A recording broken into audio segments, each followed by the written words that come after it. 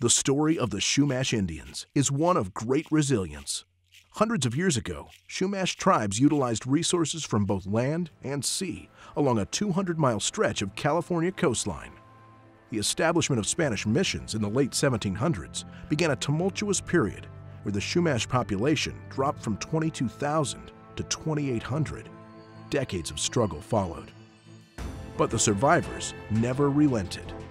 7 years after opening its first gaming facility, the Santa Ynez Band of Chumash Indians started construction on a state-of-the-art casino and resort designed to elegantly blend with the surrounding Santa Ynez Valley land their ancestors once occupied. The success of the Chumash Casino Resort has put tribal members on the path to economic self-sufficiency for current and future generations. Today, you'll hear stories from a 9,000-year history rich with culture, with giving, and with pride. Stories of great achievement, of past and present adversity, of the fight to revive a culture pushed to the brink of extinction. Stories of Chumash Life. In this edition of Chumash Life, hear the story of a young man in the foster system and the advocate who helped him through difficult times. Learn about the structure and responsibilities of tribal governments, and discover how the tribe is helping its members achieve extraordinary accomplishments through higher education.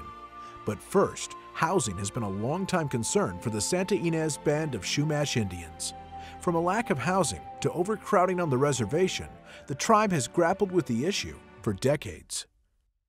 There was a time when housing on this Santa Ynez Reservation consisted of a scattering of trailers, lean-tos, and tumbleweeds.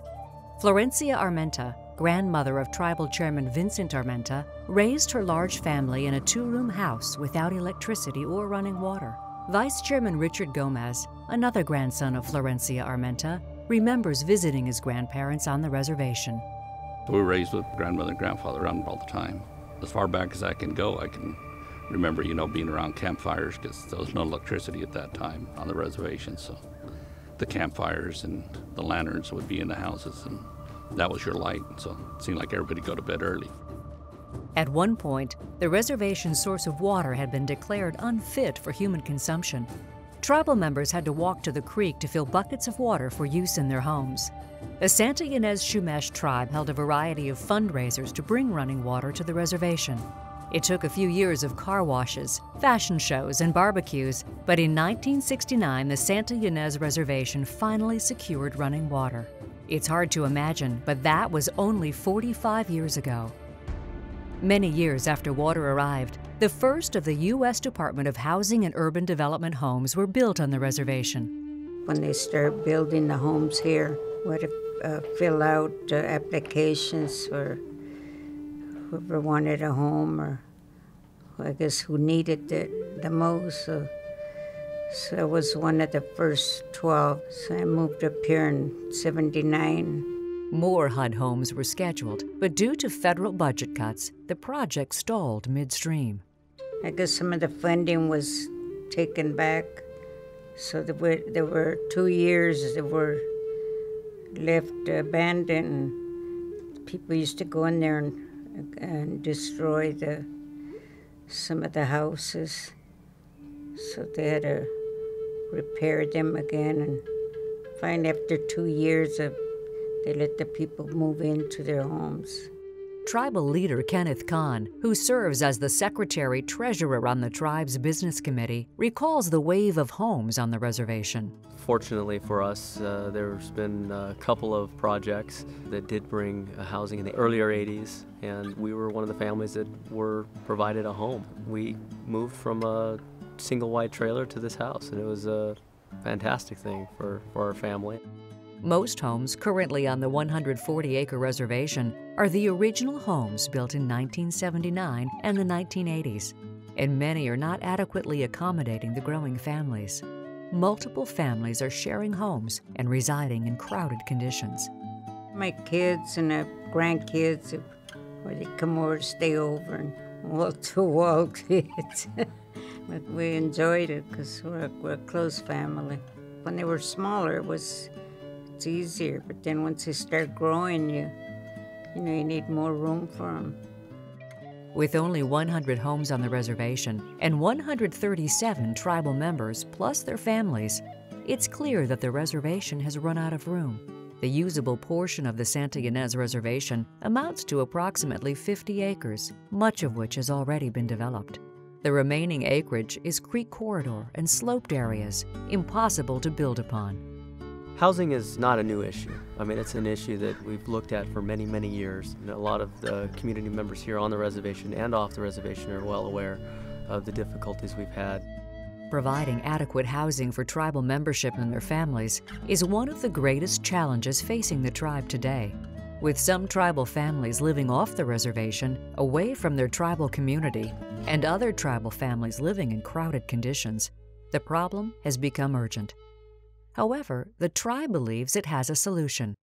In 2010, the tribe purchased 1,390 acres of ancestral land known as Camp 4. The parcel is located just 2 miles from the reservation. It's been a difficult road trying to figure out solutions, and Camp 4 is our light at the end of the tunnel. It's a beautiful piece of land. It's something that has been close to the tribe for many, many years. It has a lot of history. Building homes on Camp 4 would allow tribal members to live together as tribal families under their own tribal government. It would also create a meaningful community revitalization effort that rebuilds tribal culture, customs, and traditions. In 2012, Tribal Chairman Vincent Armenta addressed Congress about the importance of placing the Camp 4 land into federal trust to accommodate the plan for tribal housing. Housing is a basic need, not an economic investment for profit. We have many investment properties that are not in federal trust, but we strongly believe that our tribal homes need to be part of our reservation. We get a piece of the Mother Earth where our ancestors lived thousands of years ago. Just felt great to know that we owned that property and then that they could build more homes for the future generations.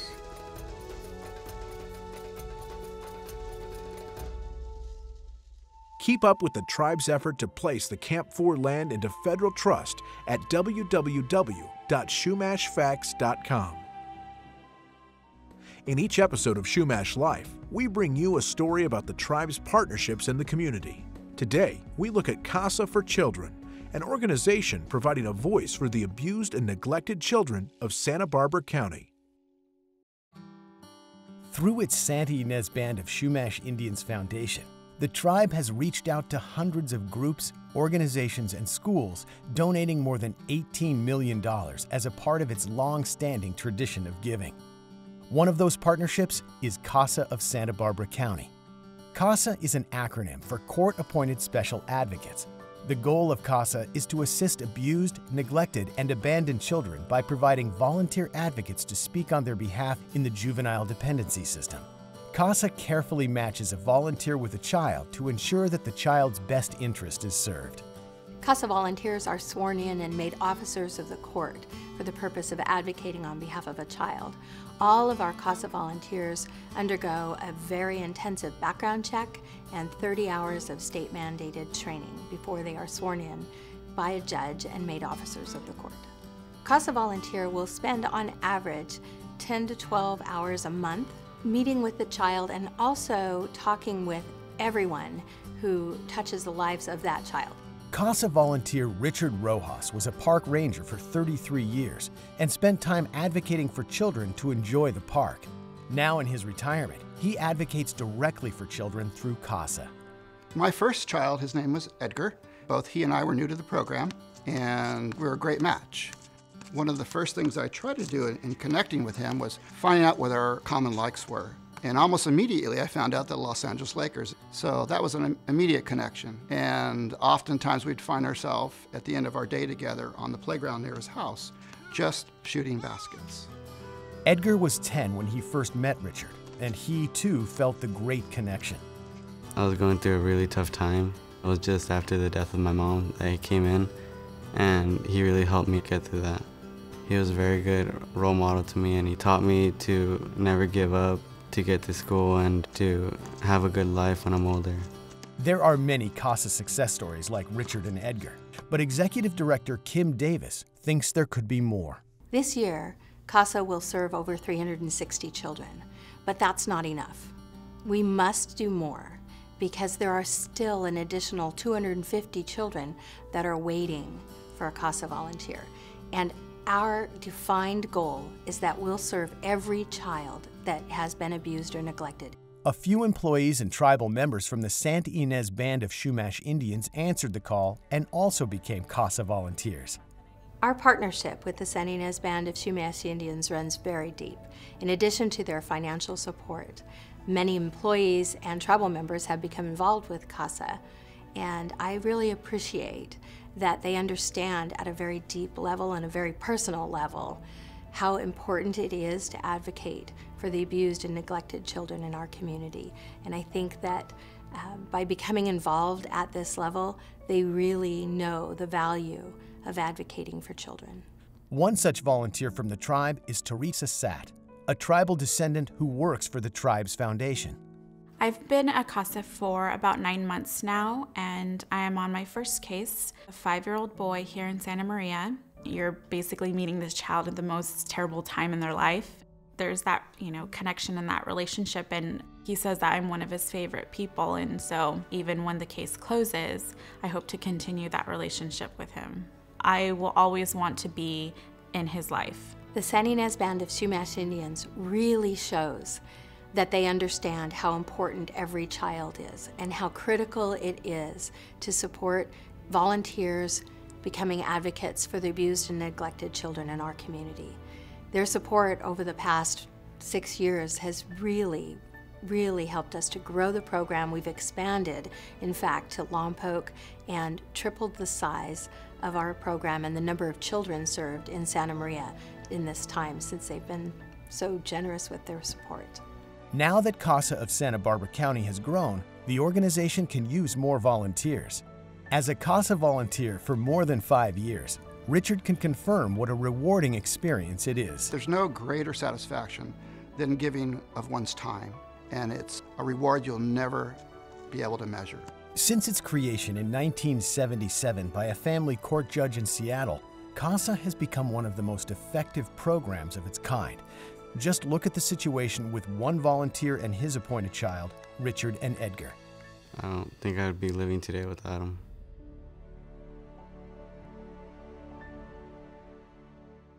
For more information about Casa of Santa Barbara, visit sbcasa.org.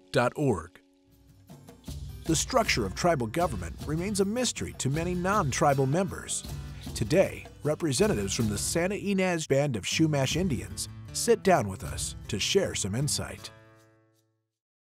Tribal governments have existed in the United States long before European contact, governing themselves through tribal laws, cultural traditions, and religious customs. Today, there are more than 500 federally recognized tribes in the U.S. whose governments are diverse in both structure and in the decision-making process. In 1934, Congress passed the Indian Reorganization Act and attached a model constitution and bylaws, which still is followed today. Most contemporary tribal governments are democracies, modeled upon the federal system of the 3 branches: legislative, executive, and judicial. The chief executive of a tribe is usually called a chairman, chairwoman, or chairperson, but may also be called a principal chief, governor, president, mayor, spokesperson, or representative. The chief executive presides over the tribe's legislative body and executive branch. An elected business committee and chairman, recognized by the Secretary of the Interior, have authority to speak and act for the tribe as a whole, and to represent it in negotiations with federal, state, and local governments. Some tribes have also established or are building their judicial branch to interpret tribal laws and administer justice. Tribes have the inherent power to govern all matters involving their members and a range of matters in Indian country. This is known as sovereignty. Tribal sovereignty is really the right for the tribes to govern themselves, to protect the health, safety, and welfare of their membership within the tribal boundaries. In the United States, tribes have always been sovereign. After the United States was organized, the young United States gradually expanded and subdued the tribal governments by force, and ultimately the tribal governments were reduced to domestic dependent nations, still retaining their sovereignty, but conquered by the United States government. Self-government is essential for tribal communities to continue to protect their unique cultures and identities. And in turn, tribal cultures and traditions provide the foundation upon which tribal communities are governed. Tribal sovereignty is extremely important. It's our survival. It's what keeps us together as Native people. It helps us preserve our culture. It gives us opportunities for self-determination, self-reliance through economic development. I feel strongly that tribal sovereignty is the only reason why we are able to exist as a federally recognized tribe today. Because Native American tribes are governments, they interact with other governments on a government-to-government basis, a principle grounded in the United States Constitution. Government-to-government relations is really the understanding that tribes are a government. They're not a special interest group. They're not a group of citizens. They are a government similar to the states within the United States. The government-to-government relationship began between the tribes and the federal government as part of their domestic dependent status, but it's since grown to include government-to-government relations with states and also counties and cities. However, not all government bodies respect the concept of a government-to-government relationship with tribes. Such is the case with Santa Barbara County, the county in which the Santa Ynez Band of Chumash Indians reside. Santa Barbara County had a long history of neglect, possibly benign neglect, but definitely neglect until the advent of tribal gaming in the early and late 80s.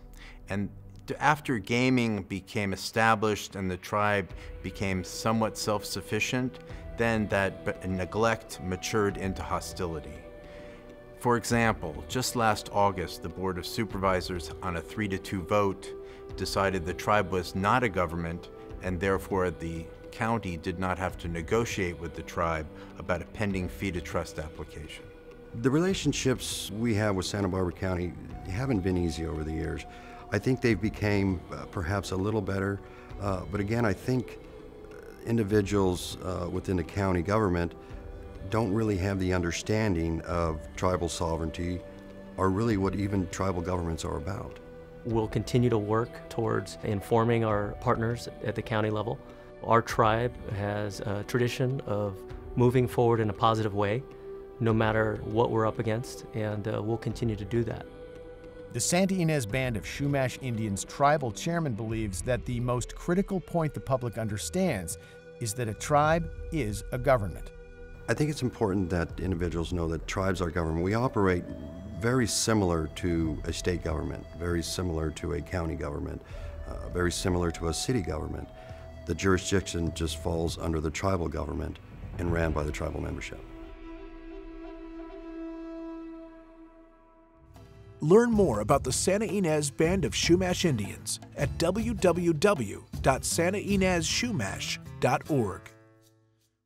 The Santa Ynez Band of Chumash Indians has always valued education, so it's no surprise that the tribe has made a significant commitment to invest in education. Perhaps one of the greatest measurements of success for the Santa Ynez Band of Chumash Indians is found right on the reservation in the story of the tribe's education department. Up until the 1980s, fewer than a handful of Santa Ynez Chumash had attended college, but those numbers have increased significantly. Today, nearly 100 tribal students are currently attending colleges, universities, and trade schools. The education department first began in the early 1990s as an ad hoc program organized by Vice Chairman Richard Gomez. If you were a member of the tribe and you could prove that you were a descendant of the tribe, we helped you. And the first year we had 3 kids that actually took use of the program. Since then, the education department has grown into a program that benefits the entire tribal community. In 2009, Dr. Nikki Sandoval was named Education Director. With a Bachelor of Arts degree from Pepperdine University, a master's degree from George Washington University, and a PhD from UCSB, Dr. Sandoval is in a perfect position to serve her tribal community. When I was selected, it was a great honor because it was a sacred responsibility that I was about to take on. Dr. Sandoval works with the Education Committee to guide strategic educational investments in the tribe's community members. There had been a dream in our community to create a learning center where we could learn and grow as a community. And so now we have 5,000 square feet of space that's dedicated to our academic programs and services. The education department embraces everyone from birth through career in supporting our academic pathways and our continued learning. Our education department ensures that we'll have these learning opportunities not only now but for future generations, because we really want to nurture the next generation of leaders in our community, not only for us but for the world. One future leader is Sammy Martinez. Sammy has been able to utilize tutoring. He is 5 years old right now. He's been in the tutoring program for about a year, and I feel like it's helped him tremendously. He's learned how to read with Miss Donna, who is his tutor. My dream for Sammy is for him to go to college, for him to get a degree, for him to be successful. One tribal student who has taken great strides on the path to higher education is Bailey Marquez. She received her bachelor's and master's degrees from Stanford University and is currently studying for her PhD at UC Berkeley. I graduated from high school and went to Stanford and went in thinking I was going to be a lawyer or a politician, and that changed over time. I actually did an internship teaching where I taught middle school children over the summer, and I just fell in love with teaching. I decided I wanted to be an educator. After college, moved to New Mexico and was a teacher on the Navajo Reservation. I wanted to go back and pursue my master's in education. So returned to California and got my master's in international and comparative education at Stanford University. I kind of fell in love with research, finding answers to things that mattered to me very deeply, and that's what made me want to pursue a PhD. When she completes her PhD studies in approximately 6 years, Bailey hopes to become a professor at a research institution and also mentor other Native students. Bo Armenta, who grew up on the reservation, recalls his decision to pursue a degree in culinary arts. I went into culinary arts because I love cooking, absolutely love cooking. 15 years old is really when I started jumping into cooking. I started on the Willows. Sergio, who's still the chef there, kind of took me under his wing and he's like, all right, let's start cooking. And from that point on, I was just like, this is the coolest thing in the entire world. I got accepted to the Culinary Institute of America in New York, the most amazing experience of my life. After graduating from the Culinary Institute, Bo moved back to Santa Ynez. The whole reason I really wanted to move back was to give back to the tribe. They put me through this amazing college, the best of the best, and I was like, you know what, I really just want to give back to them and share the knowledge that I picked up over there. Bo now manages one of the tribe's restaurants, Route 246, in the town of Solvang, just a few miles from the reservation. He shares the technical knowledge he gained from the Culinary Institute of America and works with his team members to make Route 246 one of the best restaurants in the region. Dr. Selena Nakano received her Bachelor of Arts degree from UCSB and her Master's of Arts degree and PhD from Arizona State University. Growing up, my aspiration was always to be a helper. I knew that psychology was one of the helping professions. So as a school psychologist and as a behavior consultant, I get to help people. I became a behavior consultant, working with children with behavior challenges. For Dr. Nakano and other Santa Ynez Chumash, pursuing higher education was a rather lofty goal, and one which didn't always seem within reach.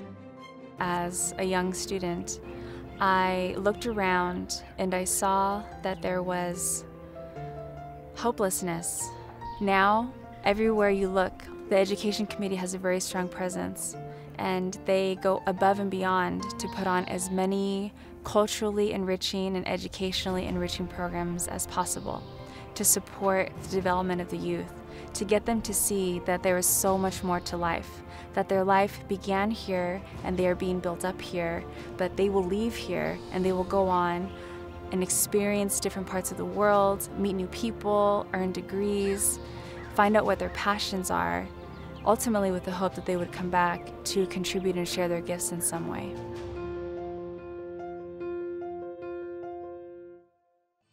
Thank you for watching this summer 2014 edition of Chumash Life. See past segments at youtube.com/Chumash Life or Cox On Demand, channel 1892 in Santa Barbara County.